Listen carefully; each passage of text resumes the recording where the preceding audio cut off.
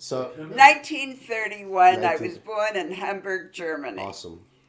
to a wonderful couple. My father was a physician, and my mother was just a wonderful homemaker. Very difficult for me to join the rest of the children with whom I played sporadically because the father of one of the children came to visit with my father uh, in a very apologetic way. He said that it's going to be not possible for your daughter to play with my son.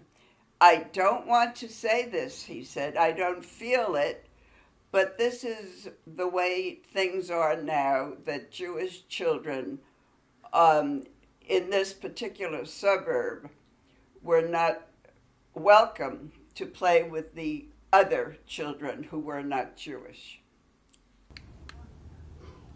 Marion, you want to come over? Sure. Sit down. Okay. And we she was wearing a beautiful dress. I remember it very distinctly, with a velvet collar. No, just velvet, no collar. The style in those days Sit down, Marion, was so he can hear you. it was wired and it went way down Very, very with a low wire, way cut. It down. was very low cut. Very, and I had Sit that down. on. Sit down. Yeah, that was a good. That was your So own dress. thank goodness for that green dress. That's right. Otherwise, I wouldn't have been interested in it. But it was Without the very dress, enticing. nothing. Very enticing dress. When you came from the United States, you were dressed differently than the kids? Oh my God! I was wearing boots, leather boots, nice, very. Very good leather. I mean, very good leather.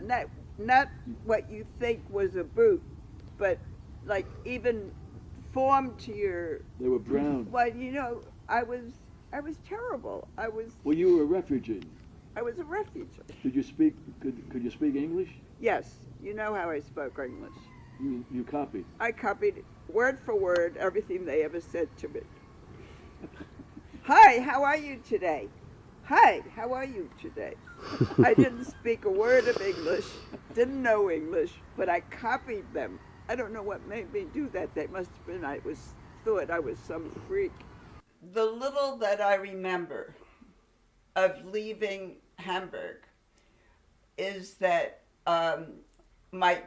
the three of us, my parents and I, stayed overnight, or more than overnight, I don't know, at my grandparents' house. And as we left, it was a very difficult time that I don't remember as a difficult time. For me, everything seemed to went normal. In retrospect, it was a horror story. Mm-hmm. As we were leaving, my grandmother had knitted for me a pair of either gloves or mittens, which she had knitted overnight, the night before we left. I remember it so well, and I don't really know exactly what the memory was, except for the gloves. The gloves, I think, is a metaphor for something else, which I can't say what it was. Your past life, maybe your past. What?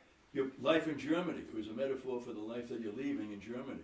Well, could you talk louder? Oh, we were on a train going to Holland or Amsterdam or someplace. Amsterdam, Holland.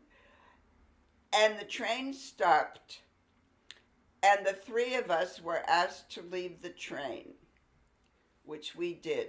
Now, my memory is what I'm telling you, but what the reality was, in retrospect, was so much different. Imagine, the train is moving along. We were going to Amsterdam, And all of a sudden the train stops and 3 people got off. My mother, my father, and me. I didn't know what was going on, and they certainly knew what was going on. How did that happen? I had a little suitcase with my toys and my doll. The doll was on top of the suitcase.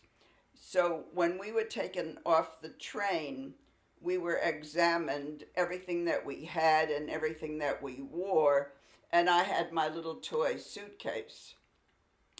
And when the inspector came to look at my suitcase, he opened it up, and saw not only toys, but on top of the toys was my father's iron cross in my toy suitcase.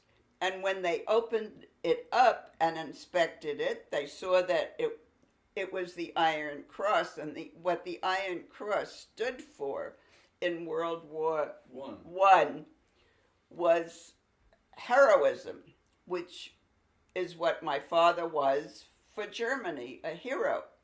So I think because of my mother's brilliance in putting the Iron Cross in my suitcase, made it possible for them to leave Germany and go to the United States.